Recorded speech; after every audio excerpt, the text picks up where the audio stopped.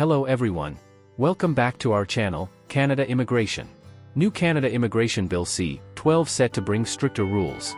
Please hit like and subscribe, and don't forget to push the notification bell for an upcoming video. Bill C-12, formally titled the Strengthening Canada's Immigration System and Borders Act, represents one of the most consequential pieces of immigration and border enforcement legislation introduced in Canada in decades.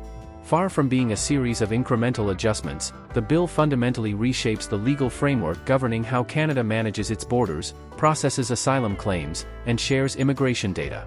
In addition, it provides the federal government with expanded powers to suspend, terminate, or cancel applications and documents when it deems such action necessary in the public interest.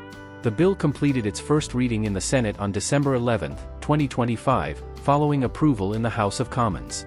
It is being fast-tracked and is widely expected to become law, as legislation passed in the House of Commons almost invariably receives Senate approval. The Senate is scheduled to resume consideration of Bill C-12 when it reconvenes in February 2026. Final enactment will follow a successful third reading in the Senate and the granting of royal assent. This analysis focuses on the key immigration-related components of Bill C-12, specifically Part 1, Part 5, Part 6, Part 7, and Part 8. Taken together, these sections establish a cohesive policy architecture intended to reduce backlogs, close long-standing procedural loopholes, accelerate removals, and grant the federal government considerably greater discretion to intervene when immigration systems face strain or abuse. The policy rationale behind Bill C-12. To understand the significance of Bill C-12, it is essential to consider its policy context. Previous governments typically relied on operational fixes, temporary public policies, and ministerial instructions. In contrast, Bill C-12 codifies permanent statutory authority, signaling a shift from discretionary, ad hoc tools toward binding legislative powers. The underlying message is clear: discretion will increasingly reside with the minister and cabinet, timelines will be legally enforceable, and non-compliance will result in faster terminations rather than protracted processing. Part 1, Customs Act Enhancements. Part 1 strengthens the enforcement powers of the Canada Border Services Agency under the Customs Act, enhancing the government's ability to monitor exports and enforce immigration and national security objectives. Key changes include: Zenotation spot owners and operators of international bridges, tunnels, airports, railways, wharves, and docks must provide CBSA with adequate facilities at no cost. Zenotation spot CBSA officers gain expanded authority to inspect goods destined for export. Zenotation spot officers may inspect warehouses, shipping facilities, and export locations on demand. Zenotation spot entry into private dwellings linked to export activities may occur under judicial warrant. Previously, CBSA's access to facilities and goods was limited and subject to disputes over jurisdiction and cost recovery, leading to delays. Post-Bill C-12, CBSA's authority becomes explicit, standardized, and enforceable, enabling faster inspections and smoother trade flows, albeit with increased surveillance concerns. Part 5, Codified and Expanded Immigration Information Sharing.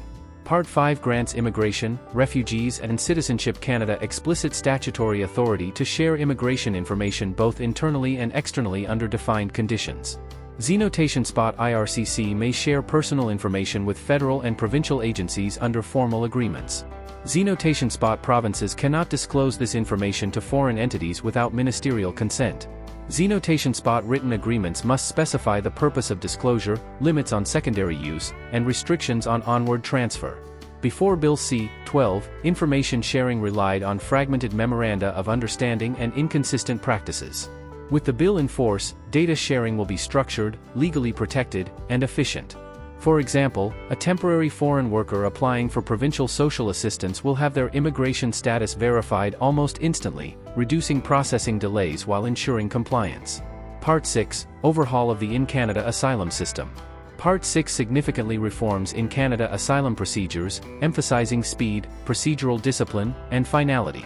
Key measures include mandatory representation for vulnerable claimants, strict timelines for document submission, ministerial authority over eligibility, and accelerated removal orders.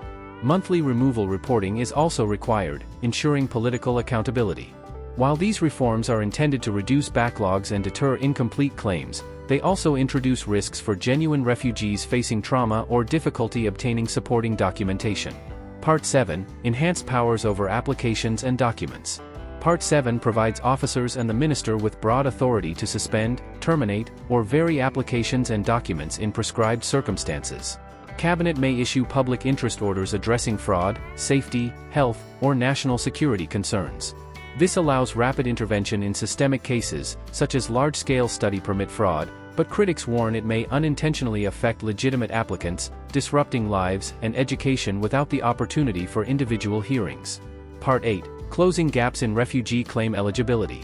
Part 8 establishes statutory bars to refugee claim eligibility, including late inland claims and irregular entries. Claims exceeding time limits are terminated, and claimants are often limited to a paper-based pre-removal risk assessment. While intended to encourage timely filings, these measures may inadvertently prevent credible refugees from accessing full hearings. That is all for today, in this video. See you later. Till then, take care.